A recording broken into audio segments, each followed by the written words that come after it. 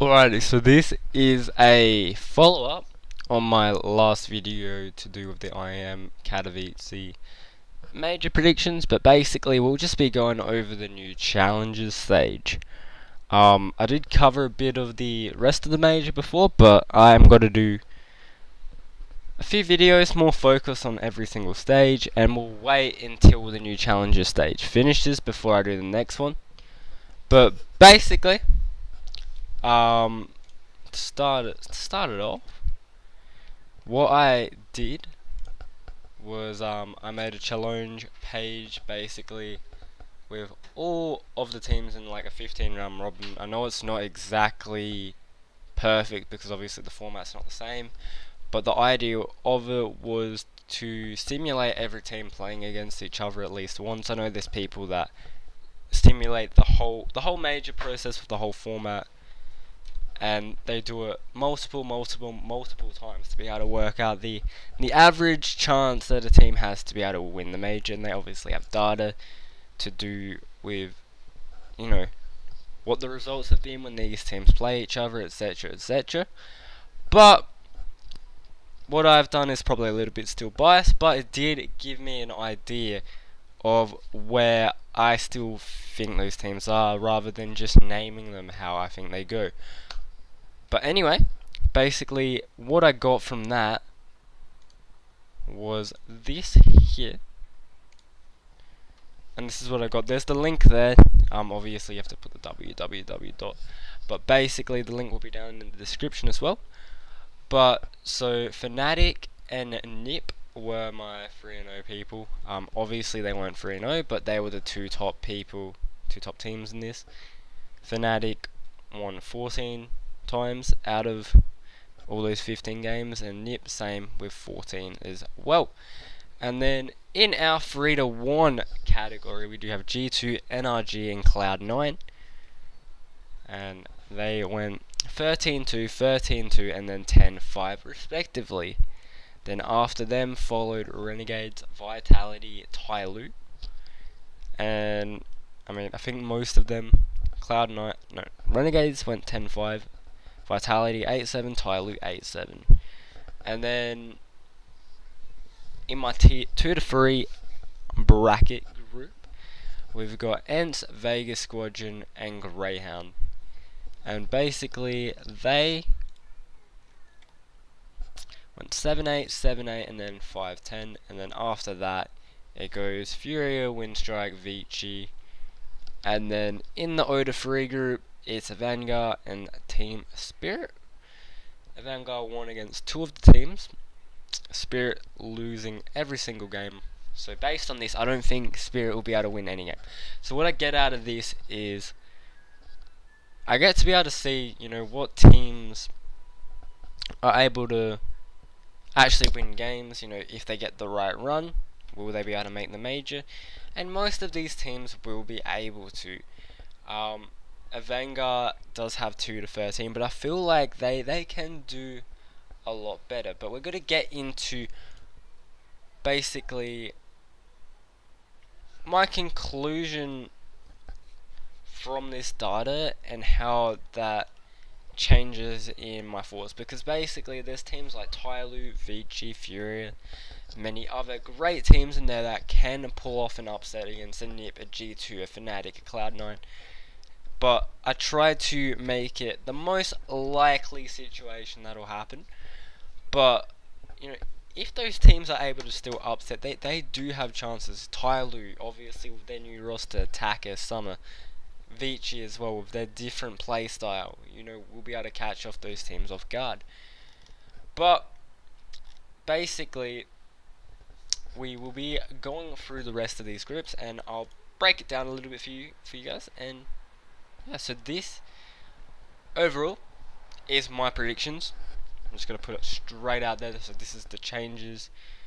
But we'll be running through this, and we'll see what has actually changed and why. So in my 3-0 group, so before in the challenge we had Fnatic and Ninjas in Pyjamas in that group. After that I've changed it to Nip and NRG, and now let me explain why. the 3-0 group that I got out of my predictions of Fnatic and NiP are the most likely to get 3-0 and are favourites for me to get out of the groups. However, I do feel like these teams can easily lose one map, and it wouldn't surprise me. So for my prediction, NiP is going to stay in my 3-0 group, as Fnatic drop down to the 3-1. And this is just based on teams like NiP, Vici. It could easily happen to, Tyloo, excuse me. This could easily happen to NiP as well, but I feel like Fnatic, I don't know, I just have a feeling they'll lose to Tyloo, they'll lose to Vici, they'll lose to some team. They'll still be able to get through. Like, these two teams, NiP and Fnatic, are still the most likely to get through. But this is what happens. Fnatic drop down for me to the 3-1 group, and that's when we get into the 3-1 group to explain why I expect NRG to be able to go up into the next tier. So for my 3-1 group, this is before, this is after. So G2, NRG, Cloud9 before. And then at the end, Fnatic, G2, and Renegades. So basically, let's go over this one. So my 3-1 group definitely has the potential to fly up into the 3-0 section with G2, NRG, and Cloud9. But I reckon NRG are going to have a good start to this tournament and take this one as another North American team to potentially go deep. They have got the potential, and for me, I feel like this is going to be a big proving ground for them. G2 and Cloud9, on the other hand, they could both potentially drop into the 3-2 group. And it's sort of weird to say, considering we saw both of these teams go 3-0 at the Boston Major. Obviously, they've got different rosters. Cloud9 definitely with a lot of changes since then. G2 not as much, but it's sort of weird to say that because they both went 3-0 in that new challenger stage. G2 went 3-0 in the next stage. But Cloud9 for me are going to have a shaky start, but they're still going to come through in the 3-2 group for me. And that is where we get into the next stage of this, which is the 3-2 group. And this is what it was before, and this is what it's going to be after for me. So Renegades, Vitality, and Tyloo. Renegades, they're going to be going up into the next group. Cloud9 obviously coming down, so that's plus Cloud9, -1. I mean, they've gone down 1, but they're plus in this group. But pretty much, it's just going to be Renegades and Cloud9 swapping out there. But in the 3-2 group 1, these teams of Renegades, Vitality, and Tyloo are definitely going to go up here. I'm gonna go straight out and say Renegades. If they don't qualify 3-0 or 3-1, they will not qualify at all. And I feel like, I don't know, I just don't see them doing well in a 2-2 game, like against a 2-2 team. Like I don't see them doing that. Like they have to either qualify going 3-0 or 3-1, otherwise they're gonna go 2-3 or 1-3. So for me, for Renegades to qualify, that's what they're gonna have to do. Can they still come 3-2? Yes, they can. Like I do expect them to qualify, but they have to qualify in the 3-1. Like that's how I see them qualifying. But a team like Tyloo, and with their recent roster changes as shown in the past, even with their more known rosters, have been a hard team to play against because they're not as easy to read their aggressive playstyles. They play unorthodox, and I feel like that could be a nail in the foot to teams like G2, Fnatic, Cloud9, and NiP. Tyloo have the potential of qualifying 3-0 or 3-1, but I'm going to keep them in this 3-2 group as I know that they will qualify. It just depends on how many upsets they make and what type of run they get, and the luck of the draw really. Vitality, on the other hand, I feel as they should get this spot, but a team like ENCE, Vici, and a few others could chew this one up from them. But I'm going to keep them in the 3-2 group. So Vitality keeping in there, and then basically we go into the rest of the groups. And now obviously, as you see by this graphic here, we do have our before, we do have our after, and basically everything's the same. There's no difference here. but I am still going to go over this because there are teams in here that do have the potential to be able to go higher, especially teams like Ents, Vegas Squadron, maybe even Greyhound, Furia, Vici. I feel like a Vanguard, they should be able to win one game. It just really depends on the draw and how everything goes there. If they get Spirit, they'll be able to win that one. Spirit, personally, I don't think they're going to be able to win a game, but they could prove me wrong. But the 2 to 3 group where we have Ents, Vega Squadron, and Greyhound. Ents and Vega are definitely teams that, with the right run, they will be able to qualify, and slightly less likely, but it's still possible we will see Dick Stacey in the next stage of this major. But out of those teams, though, I think Ents will be the most likely to take it through. Vega, on the other hand, yes, they have always qualified for this stage, and I don't think they are going to stop, but I'm sorry, Vega and CIS fans, I am underestimating you guys again this major. Will it bite me back? Well, probably it will, but let's see. We'll get to it eventually. We'll see this play out. Anyway, so my 1, 2, 3 group, which has Furia, Windstrike, and Vici. This group has 2 potential teams of Furia and Vici that could completely upset this tournament, because I don't think we will see the likes of Quantum Bellator Fire this major. Obviously, you know, the previous iteration of Windstrike, but if Furia and Vici get the right runs, they could definitely find themselves in that 2 to 3 group, or 3 to X ones. This group of teams excites me because it has the most potential. Like, there's a lot of upset teams here. Obviously, Windstrike doing it in the past as Quantum Bellator Fire.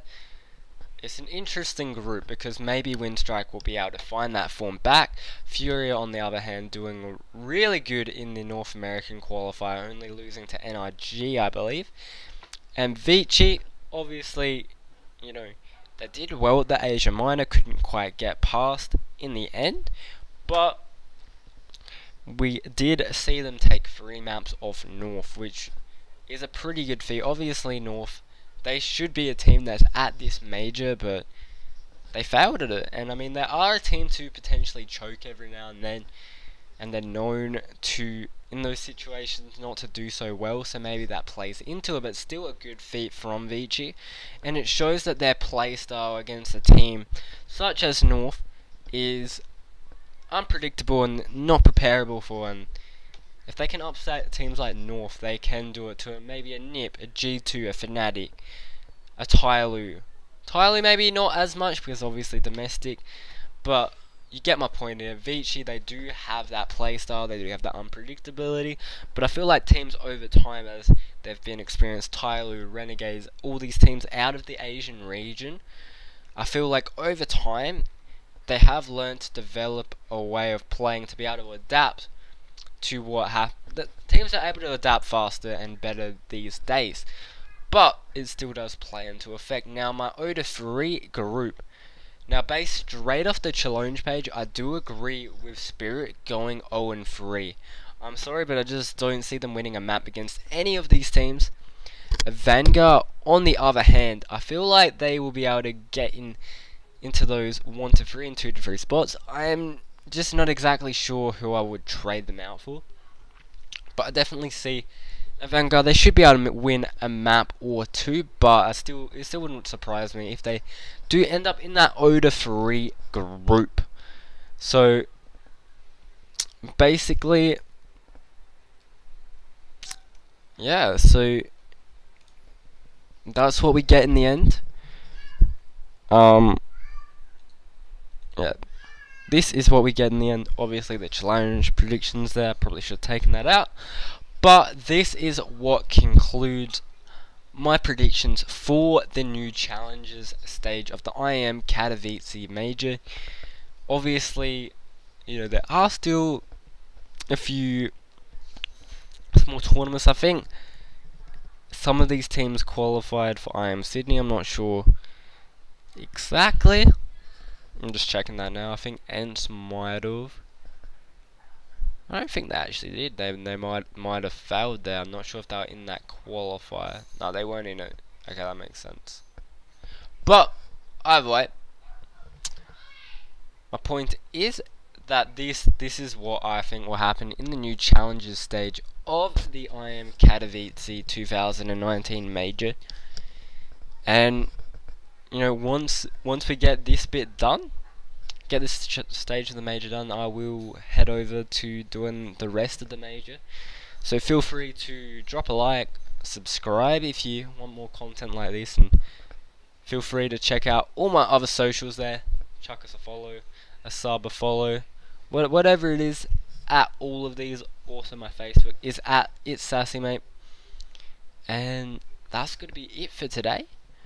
And I'll see you guys later. Feel free to check out my live stream on YouTube for now, and then eventually we'll get back to Twitch. But thanks for joining, and peace out.